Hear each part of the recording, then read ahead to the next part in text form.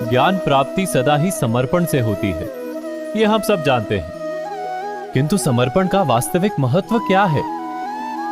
क्या हमने कभी विचार किया? मनुष्य का मन सदा ही ज्ञान प्राप्ति में विभिन्न बाधाओं को उत्पन्न करता है।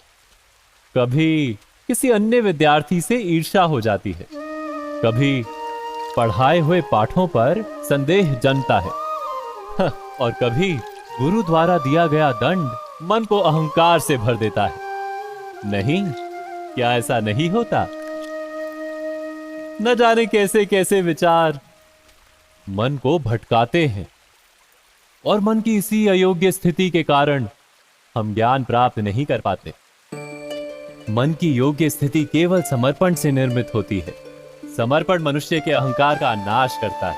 ईर्ष्या, महत्वाकांक्षा आदि भावनाओं को दूर कर हृदय को शांत करता है और मन को एकाग्र करता है। वास्तव में ईश्वर की सृष्टि में ना ज्ञान की मर्यादा है, ना ज्ञानियों की। गुरु दत्तात्रेय ने तो गाय और श्वान से भी ज्ञान प्राप्त कर लिया था। अर्थात विषय ब्रह्म ज्ञान का हो या जीवन के ज्ञान का या गुरुकुल में प्राप्त होने वाले ज्ञान का, उसकी प्राप्ति के लिए गुरु से अधिक महत्व है उस गुरु के प्रति हमारा समर्पण। क्या यह सत्य नहीं? स्वयं विचार कीजिए।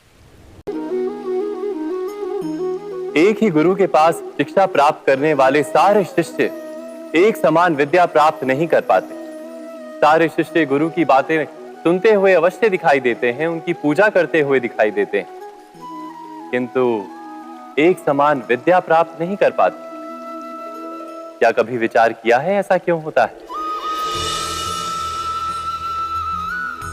तथ्य तो यह है कि विद्या प्राप्त ना कर पाने वाले शिष्य समर्पण का दिखावा तो करते हैं, किंतु समर्पण का वास्तविक अर्थ नहीं समझ पाते। गुरु के चरणों में फूल चढ़ाने से अथवा गुरु का आदेश मानने मात्र से क्या समर्पण सिद्ध होता है? नहीं। समर्पण का वास्तविक अर्थ है जब गुरु के प्रति मन में कोई संदेह ना रहे, गुरु के मुख से आदेश निकले उससे पूर्व शिष्य उस कार्य को पूरा कर दे। गुरु के विचारों के साथ शिष्य के विचार एक हो जाए।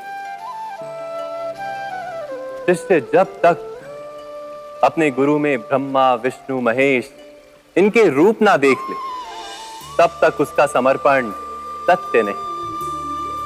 वास्तव में समर्पण किसी कार्य का नाम नहीं। समर्पण तो हृदय की भावना और मन की स्थिति का नाम है। अर्थात हमारे अज्ञान में क्या दोष केवल हमारे मन का नहीं,